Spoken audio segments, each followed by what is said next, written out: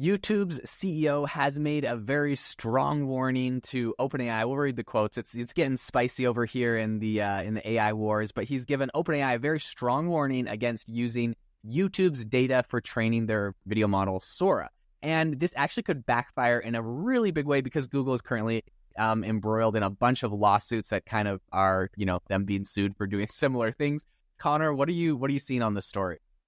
Yeah, this is a really interesting one, right? And I think it kind of just ties in, Jaden, with what we were talking about offline before we came on the air today, which is, it's like it was a huge story, like, New York Times suing OpenAI, and that's kind of faded into the background. And but there is this huge existential question about who's training on whose stuff. So in a way, as a consumer of all this, I'm kind of looking at all this and being like, okay, boohoo, like YouTube, which is a massive company, is like, OpenAI is training on some of their videos in order to do Sora. Like, just show me Sora. Like, stop whining about all this. You guys all have more money than God.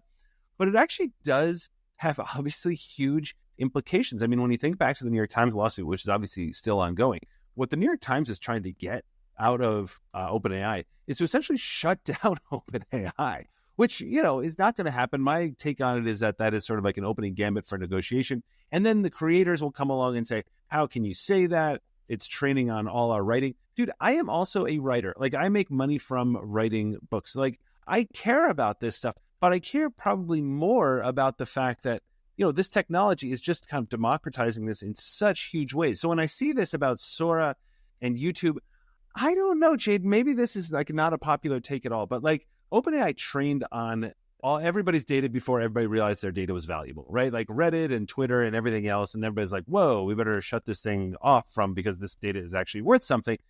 And with YouTube, I know I'm not trying to sort of like get into anybody's wallet here and say like, you already have enough money. I don't mean that. I guess I just mean like, what is it going to train on if it doesn't train on what's out there? Now, OpenAI though, I mean, they did get themselves in some hot water because I think it was Mir Murati and Jin, I think you did something about this on YouTube as well. There's OpenAI CTO Mir Murati was having this great interview.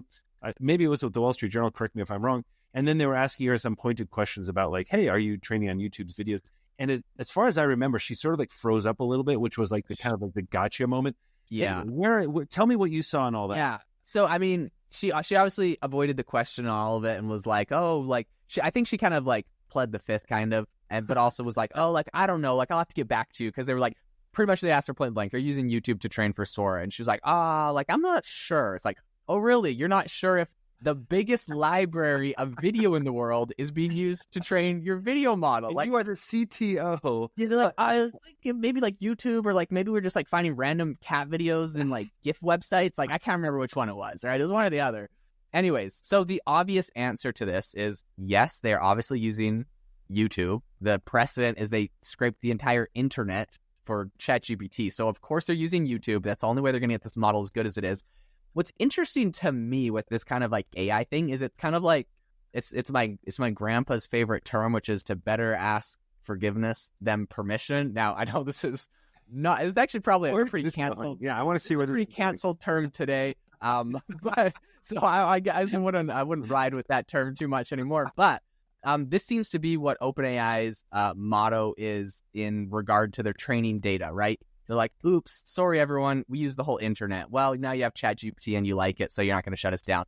It seems like they're trying to be like, we don't really know where the data's coming from, and they're going to get Sora out. Everyone's going to try it. Everyone's going to use it. Like, from the demos, from the people using this, we know this thing is insane. We know this thing is mind-blowing. It's going to, I think Sam Altman just tweeted out last night, and he said that movies will turn into video games, and video games will turn into something much, much more insane. Something like that, right? Yeah. And like, I've been talking about this for a long time. You'll be able to direct your own movies. You'll be able to choose who the actors are in it. It's going to be like so cool and interesting, right? Given that option, no one is going to say in 2 years with all this amazing video technology, like, let's shut this whole thing down because you trained off of YouTube, whatever. So I think the big controversy here, though, is that Google is currently embedded in a bunch of lawsuits where they went and scraped a bunch of people's data and used it for their models. Now they're telling OpenAI, don't scrape our stuff and use it, even though like they're doing the same thing. And I think they're going to say like, oh, it's because we're protecting creators or whatever. But like, when it comes to their bottom line and their models, like you got to get your data somewhere, and they're doing the exact same thing. So I think it's a little bit of calling the kettle black in this. It really is. It really is. And Jade, it just reminds me of sort of like this other issue as you're talking about it now, which is this notion of don't train on our stuff. And I get it, proprietary, all that kind of stuff. But also, I think there is this sense that Sora's going to. Now, I think you're right. I mean, you've been talking about this now. It's almost like a year you've been sort of talking about this around sort of everybody's going to be able to make their own movies. I do think it's overblown. Not that, but the quality of those things, right? I think that there's been just a ton of moments, I think, in history when we would think like, oh, the professionals who can do this will no longer need X because, or will no longer need to pay these salaries to these professionals. But in fact, what I see when I'm sort of like looking at how people are using Midjourney and things like that. So like my buddy Robert Haslam, who's this phenomenal AI strategist and designer, the way that, and he helps me with my newsletter on AI mindset, all that kind of stuff. Everything that he's done for AI mindset, and he's built this incredible website, incredible images. That's because he's an incredible visual designer. Like I can't do that. I have tried. So I still think that you need to have like those sort of like skills. Same with like movie direction. Like nobody wants to watch the movie. I don't care how good Sora is. Like my movie will be awful compared to sort of like what somebody who knows what they're doing is going to be, unless Jade and I come up with sort of like some scam to sell everybody movies, which we are moments away from, I think. But I think that's the interesting thing, right? Like this is going to train everything. And I mean, like, look, yeah, getting back to it, I know that YouTube is sort of like upset, all that kind of stuff. I do think it's ironic because, like, I mean, YouTube, my gosh, like how many copyrights have you violated? It is here to the moon. So, I mean, look, I'm not trying to sort of say like you have too much money, why are you complaining? But I guess I am thinking that I'm not sure where this is going to go because I totally agree, like the forgiveness and permission kind of thing, like, they're not going to untrain ChatGPT. They're not going to take that data out. And, everybody's going to have access to it. And I think the planet will be pretty happy. And so who's going to be putting up a big fight to, protect the YouTubes of the world? I don't know. My last thing I do want to bring up, which is, the controversial topic of Elon Musk's lawsuit of OpenAI.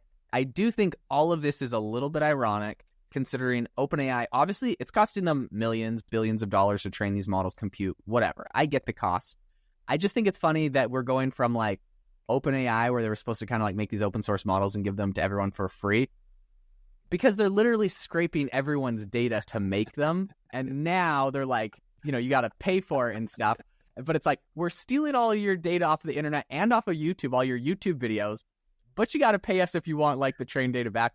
I don't know. And that also is another level of irony in this whole thing. I think it's interesting. At the end of the day, like, what are you going to do? The technology is amazing and people want it, so it's going to get used. But yeah, definitely an interesting strategy. We'll see how it all plays out. No, and that's my feeling on that too. I think it's really, you're absolutely right. It's like, hey, well, I'll share this, and then all of a sudden you kind of like wall off your community a little bit. But like, in the end, I think people will probably forget it. In the end, what you really need is sort of the population battling for you. And who's bad? Like, I mean, when bad things happen to Taylor Swift online or something like that, like she has an army. Like, who's YouTube's army? I mean, like, Reddit has their army of sort of like, hey, don't make this like this. But I'm just wondering, like, who's going to like stand up for YouTube and OpenAI not scraping it? I just don't see it happening. Yeah, it'll be interesting to see. In any case, if you enjoyed the episode today and anything that you learned, we would love it if you would, number one, subscribe to Connor's newsletter. He sends out a newsletter and it's absolutely phenomenal. There is amazing takeaways in this thing. I'm telling you, the link is in the show notes. You have to get subscribed to Connor's newsletter. They can find it on your website, right? ConnorGrandin.com. Yeah. You can just go to ConnorGrandin.com. Thank you. Every week. Thank you. Yes, 100%. And also make sure to leave us a review on this podcast. We appreciate it wherever you listen to the podcast. If you leave us a review, it helps us get more phenomenal guests on. We've had some incredible guests. We have more incredible guests coming. So stay tuned, and I hope that you all have an amazing rest of your day.